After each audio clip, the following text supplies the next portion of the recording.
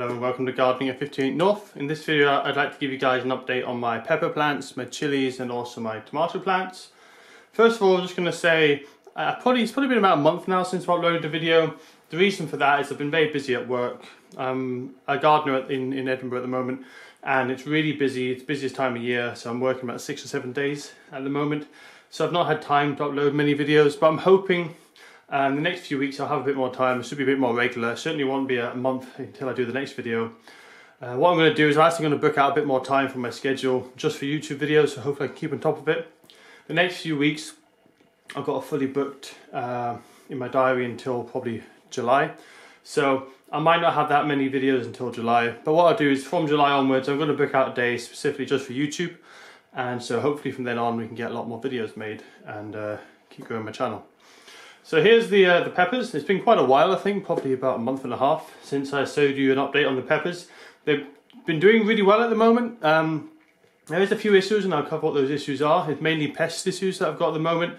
So the first major pest they had was thrips. The thrips were really bad. I mean, there was thousands of them and they were really starting to damage some of the peppers quite badly. Specifically, it was damaging my my grafted pepper here. You can see some of the leaves here kind of like curled up and dried up. That's actually from the thrip damage. It was that bad. I'm trying to see if I can find any thrip damage that shows the stereotypical kind of damage you get. So under here you can see there's some kind of silvering with black specks on the bottom of the leaf. That's classic thrip damage. I'll see if I can find any thrips. As I say, I've been pretty successful in eradicating them. There's not many left. There are some aphids now. That's the latest pest to come. You can see there's a little aphid just there. So what I've done to get rid of the thrips is I've actually got some predatory mites. You can see here. These have been doing a really good job at getting rid of the thrips. They don't kill the adults, but they kill all the young thrips. So eventually, over several weeks, completely decimates the population. You don't get any new thrips appearing. So far, so good. All the young ones have gone. There's a few adults left, but I haven't seen any other thousands that there was before. So hopefully these damaged leaves won't get any worse, and the new growth should hopefully be quite fresh and green. This grafted plant though, it did fall over because the peppers have got so heavy. I'll show you the peppers now. They're actually quite a good size, just the two of them at the moment, but because they're so big, all the energy is going into the peppers, so the plant's not putting on any growth at all. Since the peppers have set, all the growth means just going into the peppers. You see there, a nice big one, and this one here is just starting to grow as well. So I'm probably going to harvest this very soon because it's about the right, but it's fully grown anyway. I'm not going to wait for it to go red. If you harvest them whilst they're still green, but the full size, you do generally get quite a bit more harvest than if you wait for them to turn red. And when I take this away, it'll allow the plant to have a lot more energy to start putting into this one, which will grow much faster. And also, once this has been harvested, it will probably put out a few new flowers and a bit more growth. It has been putting out a few new leaves in the last week or two, but generally there's been no growth at all. That's just because all the energy has been going into those two peppers. But I'm quite happy with them. And the weight of the peppers, as I say, they did completely pull the plant over. Luckily it didn't snap anything. I had actually put a little support here, but it was too much. The support wasn't strong enough and it crushed the support. So that's doing well. What I will do is I'll try and keep an eye on it so it doesn't have any more problems with it falling over. So my other two plants that I've done really well with and are cropping nicely now, my two Apache chilies. You can see here they're definitely a small dwarf variety, very small, but they've already got loads of chilies on them. You can see here there's already quite a good crop. They're all green still because they've only been set probably about 2 or 3 weeks ago, so they're not quite red, but there's lots and lots of peppers coming. There's lots of them are already about full size. The Apache chili don't really get any larger than this, and I will let them go red because I find they are quite a bit spicier when they're red, and when they're spicy I don't need to use as much of them, so it actually makes sense to let these ripen because I tend to be able to get more chilies because I don't need to use as many of them. But you can see there's lots of small ones coming, lots of flowers as well. There is unfortunately a lot of aphids. You can see some of these flowers are dying off, partly because of the aphids, but also because there's quite a lot of chilies that it's starting to ripen. So that's one of the Apaches. The other one here is just a tiny bit larger. As you can see, lots of flowers, lots of chilies starting to grow on it.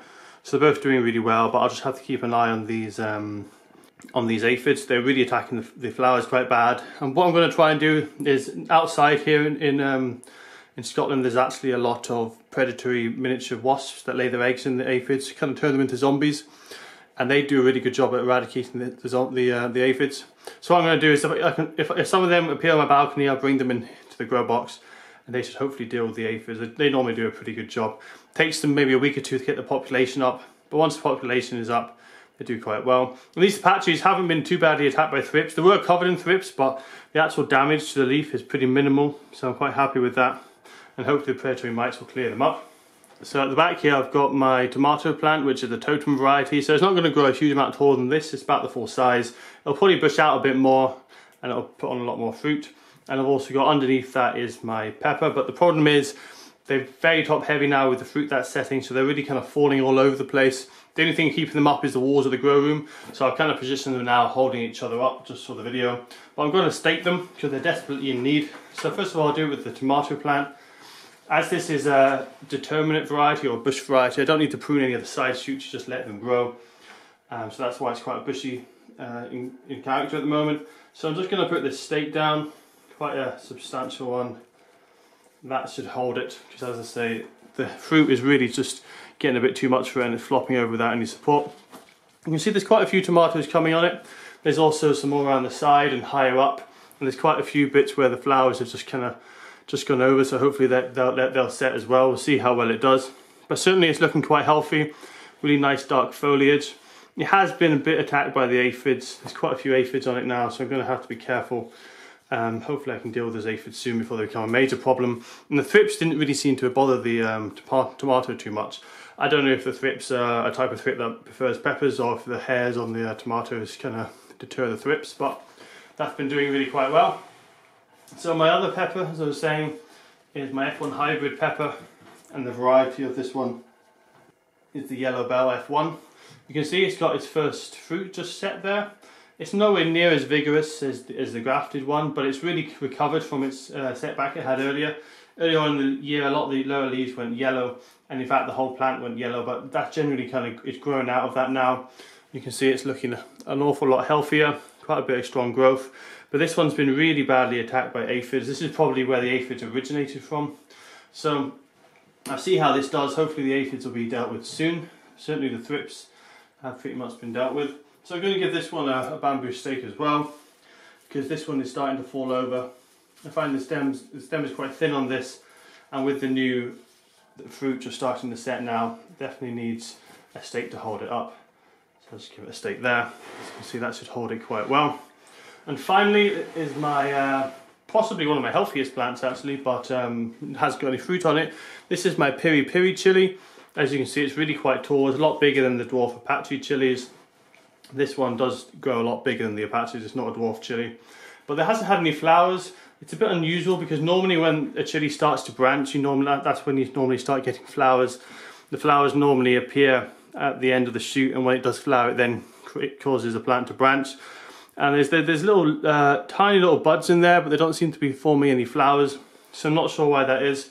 And it's quite a stocky plant at the moment, quite a good strong stem, but I think as soon as this starts to fruit it will probably fall over as well. So I'm going to give this a cane just before that issue starts to arise, because I'm definitely expecting that once this starts fruiting, being such a tall plant, it'll probably start falling over.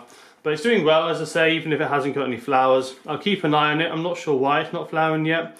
If it goes for another month without flowering, I may have to try and encourage it to flower, either changing the lighting in my grow box with some more red lights to encourage flowering, or maybe taking it outside or adjusting the feed or the temperature to kind of encourage it to flower. So the final pepper here is my old Apache. As you can see, it's been doing a lot better recently. It's really greened up. I've actually moved this out of the grow box because I've run out of space. With all the other plants growing so big, there's no place now for the Apache. But you can see this is the fruit that's done quite well and ripened. It's got a bit overripe now, it's shriveling up, but it'll still be good to eat. It just kind of dries out when it goes overripe. The reason I've left this is because I want to get the seeds and harvest them.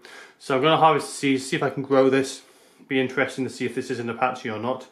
But it's certainly done really well, this chili, over the years. And it does look very different to the other Apaches. I'm not sure if that's because these have been in grow lamps. Generally when I grow stuff under my grow lamps, everything's a lot shorter and more compact, whereas this one grew a lot more leggy when it was growing out in the natural light. Now this is really getting badly attacked by aphids, and this was almost killed off by aphids last year. I find my chilies are really susceptible to aphids. Aphids seem to really love the chilies. They breed really fast and they get covered in aphids within just a few days almost if you're not careful. Just they can breed so quickly, and then before you know it, the plant starts to die and suffer. So you can see some of the signs that it's got aphids. There's some kind of shiny bits on the leaf. I don't know if that's coming up in the camera. That's just where the aphid droppings have kind of caused kind of a sugary solution. You can see there's a bit of a shiny bit on the left of that leaf. That's the aphid droppings. So there are a lot of aphids in here. They're quite well hidden. They tend to be underneath the leaves, not very easy to see. And they seem to make a beeline for the flowers and the fruit. There must be a lot more sugar and energy in that part of the plant. And I think you can see some just on the bottom of this. So you can see there's a couple just on the bottom of that fruit there. So I'll have to keep an eye on this as well, but hopefully if I can get rid of all the aphids, with the thrips already being in decline, the plant should hopefully do quite well. If I can't get on top of the aphids, then my plants could go downhill really quick and it could actually lose a lot of the harvest, unfortunately. So I'll give you guys another update in probably about a month. Hopefully by then I'll get a lot of red chilies. At the moment I've only got the one here, plenty of green coming on this. My Apaches also, lots of green chili, so these should be covered in red, ripe chili peppers within a month's time. My other plants, so my grafted pepper, that one, as I say, I'm not going to let them ripen, but this will be harvested very soon. When I harvest it, it should put on a lot more growth, so hopefully this will be a lot bigger when you next see it. At the moment, this has really stopped growing. It did grow really fast, actually. This was the fastest growing pepper I had, got really big. As soon as it started to put them into fruit, all the energy went into the fruit, so there's been no growth ever since really. So once I harvest these, there should be a good bit more growth again. And I do want this to get larger. Quite often people say to cut off the first pepper to encourage a larger plant.